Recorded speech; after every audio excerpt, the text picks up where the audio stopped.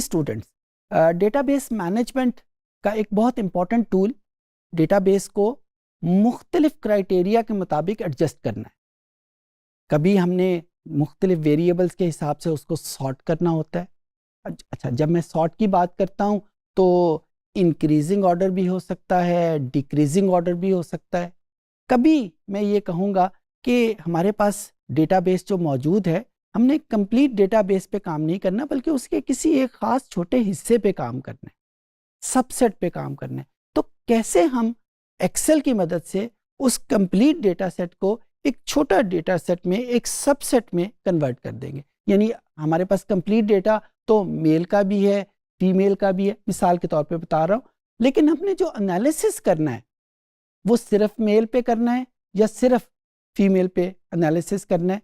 तो हम इसको कैसे, वो सबसेट कैसे डेवलप करेंगे, हमने एक्सेल की मदद से इसको करना।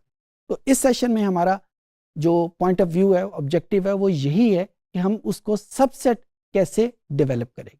तो आइए कंप्यूटर पे चलते हैं और सॉर्टिंग और फिल्टरिंग के हवाले से सीखते हैं। ये स्टूडेंट, ये मेरे पास वही फाइल है, डेटाबेस जिसके ऊपर हम काम कर रहे हैं, कस्टमर डीबेस। और अब हम इस फाइल में सॉर्टिंग और फिल्टरिंग इसको हम करेंगे। ये अगर आप मेन मेन्यू पे देखें तो ये जो फाइल का मेन्यू है, इसमें आपको दो फीचर नज़र आएंगे, एक सॉर्ट का फीचर है और एक हमारे पास फिल्टर का फीचर है। तो let's start with this sort, और फिर मैं आपको by the end of the day ये भी बताऊंगा कि इन सॉर्ट और फिल्टर में फ़र्क क्या है। सॉर्ट का बटन जो ही हम प्रेस करेंगे, आपके सामने मेन्यू आएगा और इसने सारे डेटे को सबसे पहले तो शेड किया और फिर उसके बाद ये मेन्यू, सॉर्ट का मेन्यू आ जाएगा। अच्छा, इस सॉर्ट के मेन्यू में हमारे पास सॉर्ट बाय, जो ही हम इसको क्लिक करेंगे ये हमारे पास उन वेरिएबल के नाम लिखे हुए आ जाएंगे जो इस हमारे पास डेटाबेस में मौजूद है। यहाँ पे जो याद रखने वाली बात है वो ये है कि अगर हमारे पास एक डेटाबेस नहीं है, यानी ऐसा डेटा है जिसमें कॉलम्स की हेडिंग मौजूद नहीं है, तो वहाँ पे हम ये सॉर्टिंग का फीचर इस्तेमाल नहीं कर सकते। एटलीस्ट इस तरीके से हम इस्तेमाल नहीं कर सकते जिस तरीके से अब हम इस्तेमाल करने जा रहे हैं। और ये बात तो हम पहले से तय कर चुके हैं कि हमारा सारा काम डेटाबेस के ऊपर मौजूद है। हमारे पास डेटाबेस पहले मौजूद होती है और उसके ऊपर हम एनालिसिस करते हैं। और ये हमारे पास उन सारे कॉलम्स के नाम है, चाहे वो वेरिएबल क्वांटिटेटिव हैं, चाहे वो वेरिएबल कैटेगोरिकल है। फॉर एग्जांपल, जहाँ पे मैं जेंडर इस वेरिएबल के ऊपर क्लिक कर लेता हूँ कि मैं जेंडर के हिसाब से इसको सॉर्ट करना चाहता हूँ, और सॉर्ट ऑन वैल्यूज़, और फिर उसके बाद दूसरे नंबर के ऊपर हमसे ये पूछा जा रहा है स्मॉलेस्ट टू लार्जेस्ट, यानी ये इंक्रीजिंग ऑर्डर है। ये पहले स्मॉल वैल्यूज़ आएंगी और जो हम आगे जाते जाएंगे वो लार्जेस्ट की तरफ चला जाएगा। इसको अगर हम क्लिक करते हैं तो हमारे पास दूसरी ऑप्शन आती है लार्जेस्ट टू स्मॉलेस्ट, यानी डिक्रीजिंग ऑर्डर। और अगर हम कोई लिस्ट, कोई ऑर्डर खुद से क्रिएट करना चाहते हैं, यानी कोई पैराबोलिक ऑर्डर है या नॉन लीनियर ऑर्डर है, तो वो भी यहाँ पे हम क्रिएट कर सकते हैं, लेकिन उसके लिए मैथमेटिक्स का काफ़ी नॉलेज होना ज़रूरी है, तो मैं उसको यहाँ पे डिस्कस नहीं करूँगा। तो start with the smallest to largest, इसको क्लिक करके इसको ओके कर देते हैं। अब जो ही आप इस पूरी डेटाबेस को देखेंगे तो यहाँ पे जेंडर के कॉलम में आप देखें 0 पहले आ गए, और जब 0 की वैल्यूज़ ख़त्म होंगी उसके बाद हमारे पास 1 की वैल्यू स्टार्ट होंगी। और 0 पहले इस वजह से लिखा गया है क्योंकि ये हमारे पास 0 to 1 यानी इंक्रीजिंग ऑर्डर में ये अरेंज था। अच्छा, इसी तरीके से अगर मैं ये चाहता हूँ कि मेल और फीमेल तो मेरे पास सॉर्ट हो गए हैं, किसी अरेंजमेंट में आ गए हैं, लेकिन उसके बाद मेरे पास ये जो पहला कॉलम है जिसमें हमारे पास टाउन साइज़ मौजूद है, ये टाउन साइज़ भी सॉर्ट आउट हो जाए, तो मैं उसी सॉर्ट के बटन को प्रेस करूंगा और यहाँ पे इसको मैंने अनसेलेक्ट किया, सॉर्ट का बटन प्रेस किया। अब ये देखें जो पहले जेंडर का सॉर्टेड था वो यहाँ पहले से मौजूद है।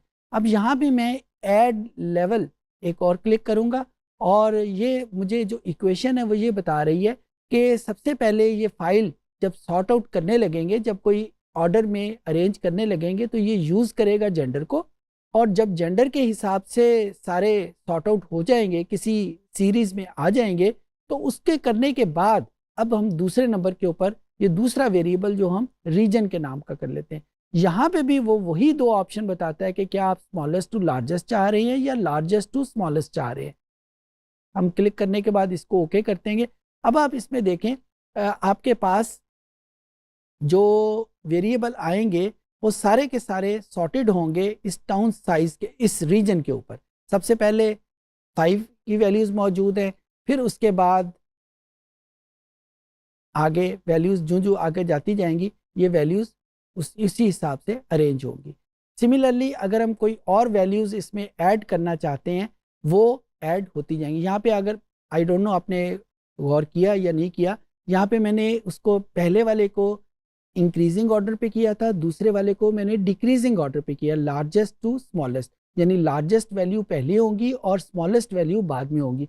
अगर आप इस लिस्ट को देखें तो रीजन में 5 जो कि हाईएस्ट था वो पहले आ गए, और फिर उसके बाद जो हम आगे जाते जाएंगे 5 के बाद 4 आएगा, फिर 3 आएगा and then so on.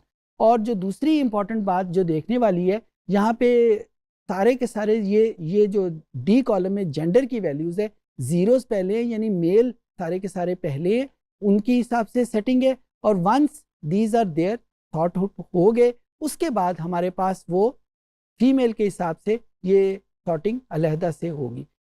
Similarly अगर हम एक और लेवल इसमें ऐड करना चाहें तो उसी तरीके से सॉर्ट का बटन प्रेस करके हम यहाँ पे लेवल को ऐड कर सकते हैं। यहाँ पे शायद आपके जहन में ये क्वेश्चन पैदा हो कि कितने लेवल हम ऐड यहाँ पे कर सकते हैं, 15 हैं, 100 हैं, कितने कर सकते हैं। तो इसका जवाब माइक्रोसॉफ्ट की जो वेबसाइट है वो यूँ देती है, बल्कि माइक्रोसॉफ्ट एक्सेल की वेबसाइट है, कि आपके कंप्यूटर में जितने रैम्स हैं यानी वर्किंग मेमोरी जितनी है ये लेवल उतने ज़्यादा इसमें ऐड होते जाएंगे। अगर एक जो उसकी वेबसाइट के ऊपर एग्जांपल मौजूद है, अगर आप उसी को रेफ़र करें तो उसने ये एग्जांपल दिए कि अगर आपके पास एक ऐसा कंप्यूटर है जिसकी वर्किंग मेमोरी 4 GB है तो ये आप 16 लेवल आप इसमें ऐड कर सकते हैं। तो अगर आपके पास वर्किंग मेमोरी 4 GB से ज़्यादा है तो 16 से ज़्यादा लेवल ऐड कर सकते हैं, लेकिन फ्रेंकली स्पीकिंग इतने ज़्यादा लेवल्स की ज़रूरत यहाँ पे नहीं पड़ती। आमतौर पे जो प्रैक्टिकली हम यूज़ करते हैं वो 3 या 4 लेवल्स ही हम मैक्सिमम यूज़ कर पाते हैं। उसके बाद हम जो मतलूबा जिस लेवल के ऊपर हमने पहुँचना होता है वो हम वहाँ पे पहुँच जाते हैं।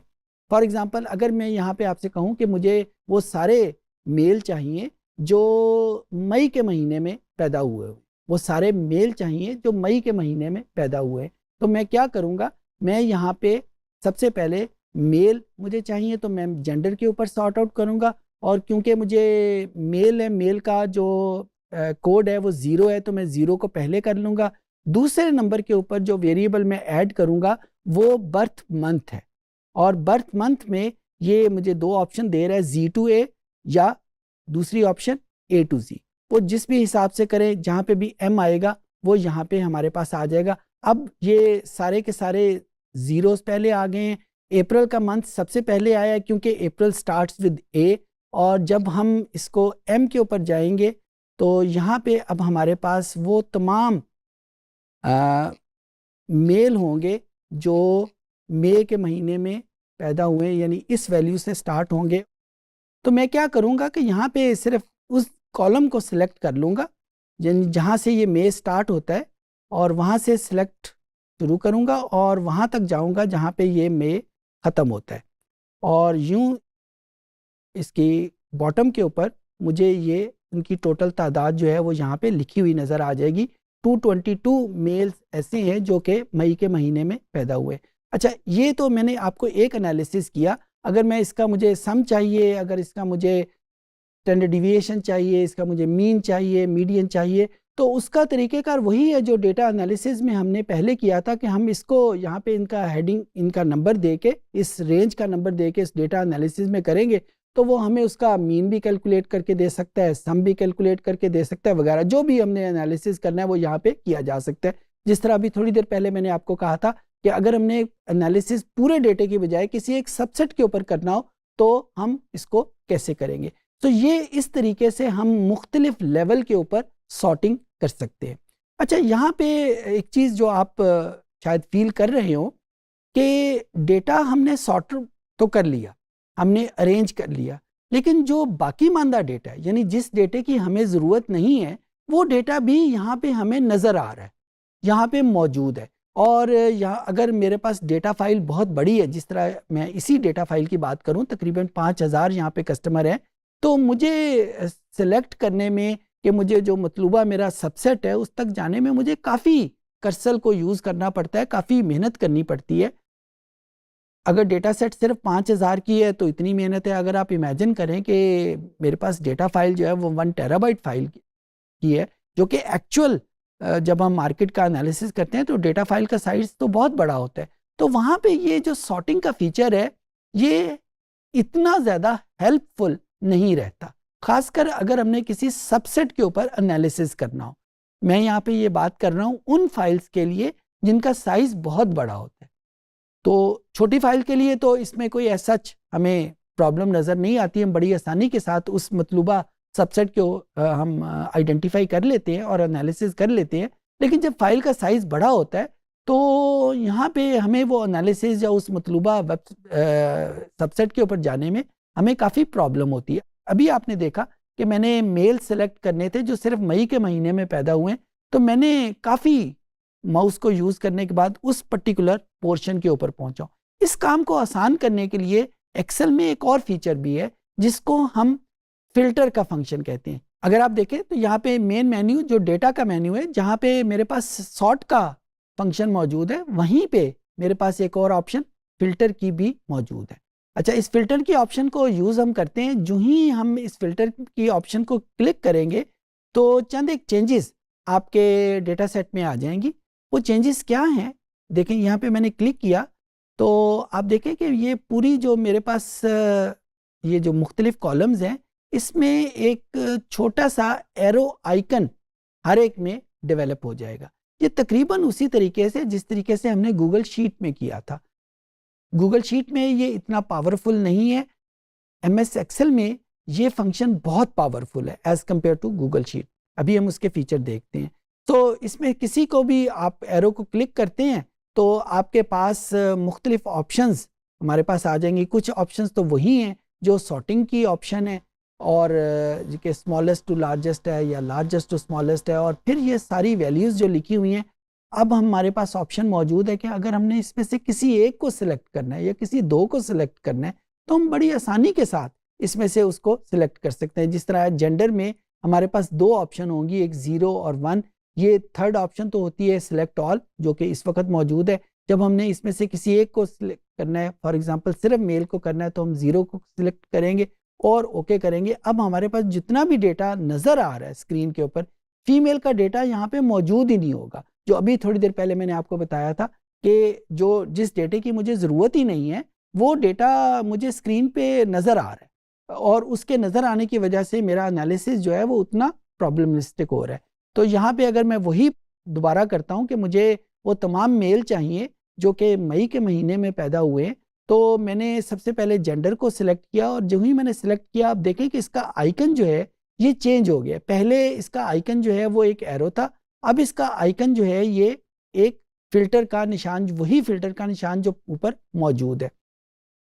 ये बर्थ मंथ को मैंने सेलेक्ट ऑल को ख़त्म किया और यहाँ पे मुझे मई के महीने वाला डेटा चाहिए। अब अगर मैं इसको सिलेक्ट करके ऑन करूँगा तो मेरे पास सिर्फ़ और सिर्फ वही वैल्यूज़ नज़र आएंगी जो मेल है और जो मई के महीने में पैदा हुए में। सो ये हमारे पास एक फ़ीचर मौजूद है डेटा सॉर्टिंग का और डेटा फ़िल्टरिंग का। ये हर उस जगह पे इस्तेमाल होता है जहाँ पे हमने कंप्लीट डेटा की बजाय उसके किसी सबसेट के ऊपर एनालिसिस करना हो। स्टूडेंट्स, ये बहुत इम्पॉर्टेंट एक फीचर है एक्सेल का, जिसमें हमारे पास ऑप्शन मौजूद होती है कि हमने कंप्लीट डेटा सेट की बजाय उसके किसी ख़ास हिस्से पे एनालिसिस करें।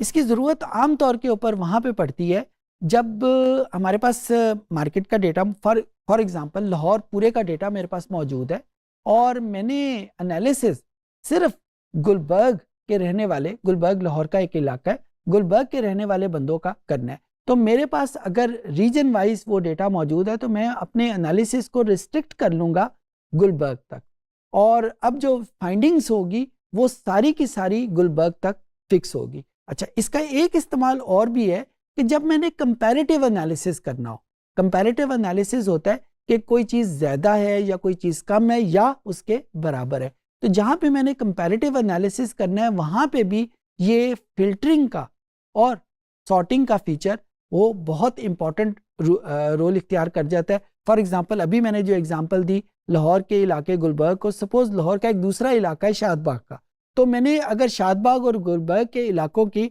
सेल की उसको मैंने कंपेयर करना है तो मैं अपने डेटे को रिस्ट्रिक्ट कर लूँगा, क्योंकि मेरे पास डेटा में पूरे लाहौर का डेटा मौजूद है, लेकिन मैंने उसमें से फोकस कर लूँगा शादबाग का डेटा और उसके बाद गुलबर्ग का डेटा। और वंस ये दोनों डेटा सेट्स मेरे सामने हैं, मैं इनका बड़ी आसानी के साथ कंपैरिजन कर सकता हूँ।